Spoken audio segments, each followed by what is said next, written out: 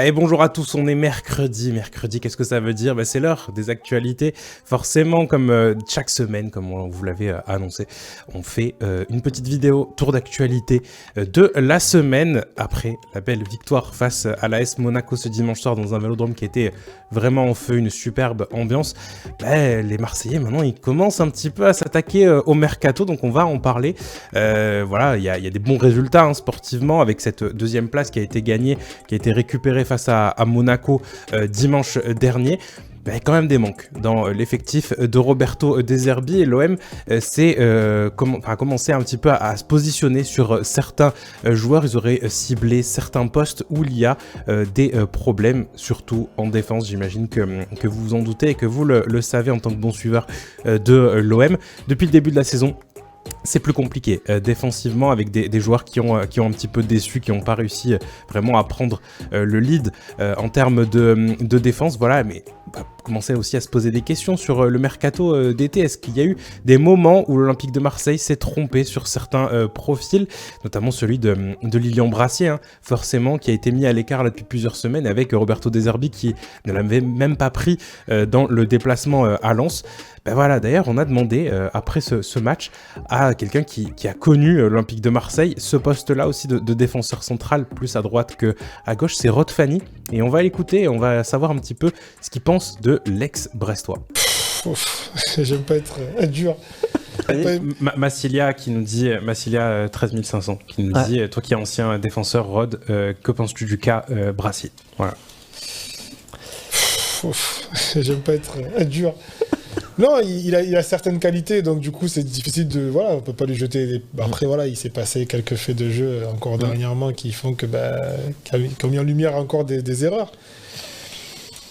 Mais c'est pas évident de le juger, je le connais pas hyper bien de base. Et quand je vois aussi, il faut voir les semaines d'entraînement, il faut voir aussi pas mal de choses, et c'est que en termes de régularité, il n'a pas montré une assurance certaine. Donc... c'est dur de donner un avis juste. Le fait de le laisser carrément à la maison, là, c'est quoi? C'est une sanction? C'est comment tu le vois ça? Tout dépend où on se place. Ça peut être une sanction, et ça peut être aussi de dire écoute, je t'ai donné la chance, et il y a d'autres personnes qui poussent derrière, parce que nous, on ne se rend pas compte, mais on devient quelqu'un derrière quelqu'un. Pendant que quelqu'un fait des contre-performances, il y en a d'autres derrière qui poussent, et peut-être qu'ils méritent depuis X temps de peut-être montrer leur bout de leur nez, à un moment donné, après peut-être plusieurs erreurs, et on se dit, bon, je t'ai donné, je t'ai laissé passer certaines choses, je peux laisser aussi la place aux autres aussi.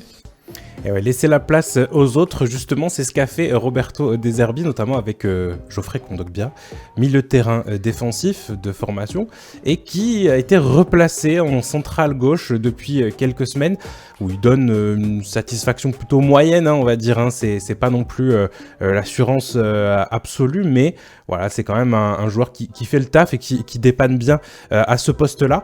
Mais l'OM semble vouloir aller récupérer un vrai défenseur, entre guillemets, voilà, quelqu'un qui va avoir peut-être un profil un peu plus défensif, en récupérant un joueur en prêt d'un club qu'on connaît bien, Arsenal qui nous prête souvent des joueurs avec plutôt pas mal de succès.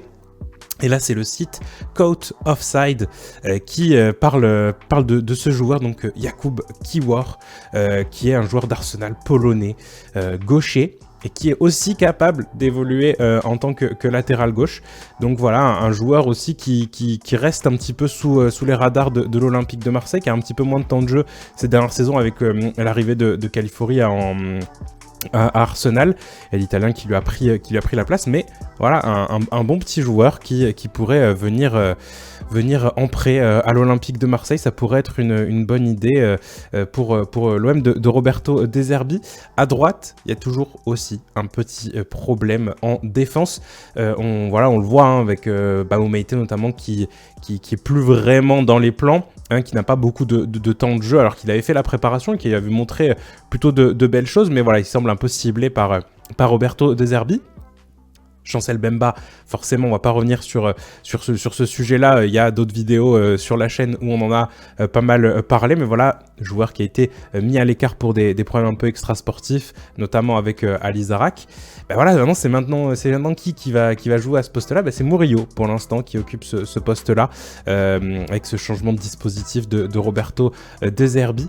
Mais justement, l'Olympique de Marseille s'est penché sur un autre joueur à ce poste-là, avec Danilo. Voilà, Danilo, le joueur de la Juventus, qui de formation et en tout cas a fait pas mal de matchs à ce poste-là en tant que latéral droit, vraiment, ou même il était à Manchester City en tant que latéral droit, et avec l'âge, il s'est repositionné en central droit dans cette position-là que Roberto De Zerbi utilise, où Murillo joue, et voilà, donc c'est Sky Italia qui parlait de ça, et il y a aussi le site Juventus qui parle d'une offre de l'Olympique de Marseille pour Danilo, donc à voir comment ça va se dérouler pour lui, un joueur brésilien de 33 ans, pas mal d'expérience de son côté, et qui pourrait du coup pas mal dépanner Roberto De Zerbi.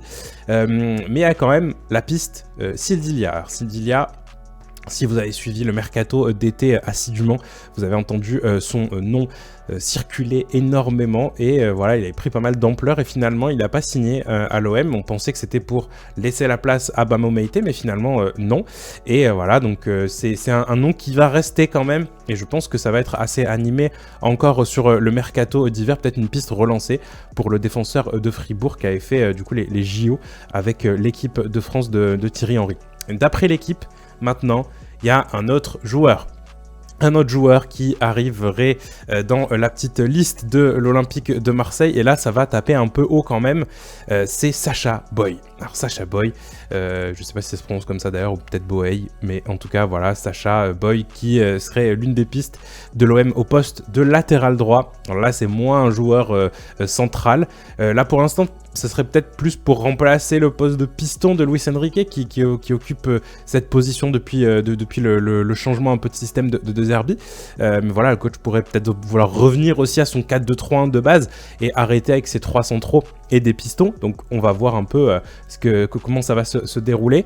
Il y a déjà l'agent du joueur qui en a parlé auprès de Fabrizio Romano.